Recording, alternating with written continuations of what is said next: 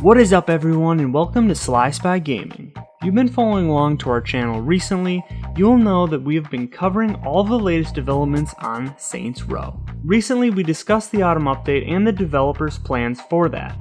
Well, this update still hasn't rolled out, but they have just released some more juicy details on Reddit for what to expect, such as co-op changes, reworks for challenges and collectibles, and a boatload of new features.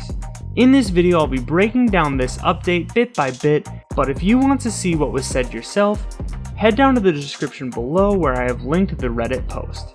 To start off, they did say that this is slated for November release, and they continue to reiterate that this will be a very large update that will include over 200 fixes and quality of life updates. If this is true, this means that hopefully many of the issues that gave the game its negative reviews will be tweaked and make it a more enjoyable experience for everyone. They then jumped into their planned changes for co-op. If you have played the Saints Row reboot, then you know that co-op was harsh. There have been some fixes here and there for some of the big issues that plagued the game, but nothing directly tied or alluding to co-op fixes. However, in their small teaser, Deep Silver Volition mentioned that co-op fixes will be big in their November update. They said that significant effort has gone into ensuring that this is working as intended, including connectivity, minimap issues, and proper credit of player rewards.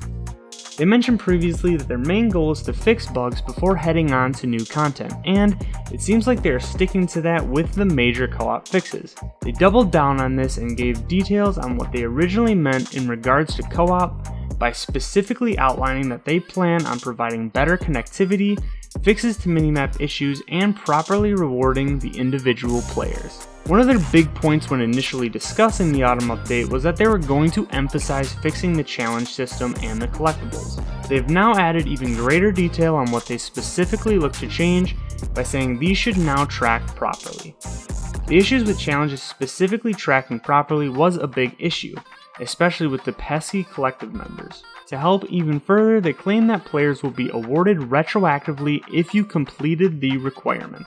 This will be big for those who have already finished the challenges, so they won't have to worry about starting a new game from scratch if they want that 100%. While the Saints Row developers emphasize bug fixes in this massive update, it seems that they are also working on some major quality of life changes as well, due to the generous feedback of the community. One of these quality of life changes is creating a more balanced combat system. As players know, the combat can get a little dull at times, with enemies essentially becoming bullet sponge dummies whose only goal is to stand still and get shot. This improvement aims to better balance the combat system and reward players who have progressed. They also mentioned that you will start seeing more Saints roaming through the districts that have been completed. They even mentioned that they'll be introducing district tiers. They didn't go into much detail on what these tiers will be, but it sounds like the plan is to bring more life into the city of Santo Ileso. To back up this theory, they also go into saying that you should see more pedestrians and police, as well as finding collectibles much easier. They even noted that you should be able to escape notoriety more easily as well. Again, this seems like an attempt to bring some more enjoyment to the free roaming around Santo Ileso. Another feature that players will be happy with is what sounds like a vehicle management system. And not only that, but more vehicle slots and 7 new garage locations. One of the biggest aspects that made Saints Row great in the past was always the vehicle customization, and it seems like they are making this much easier for players with the new update. With the addition of 7 new garages, it should make snagging a car off the road a much quicker and more enjoyable experience. To go along with more customization, they're even implementing a voice pitch slider system.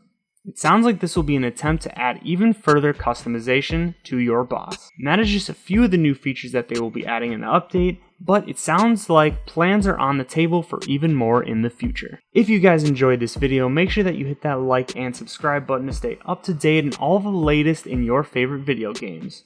Thank you all for watching, and this is Sly Spy Gaming, signing out.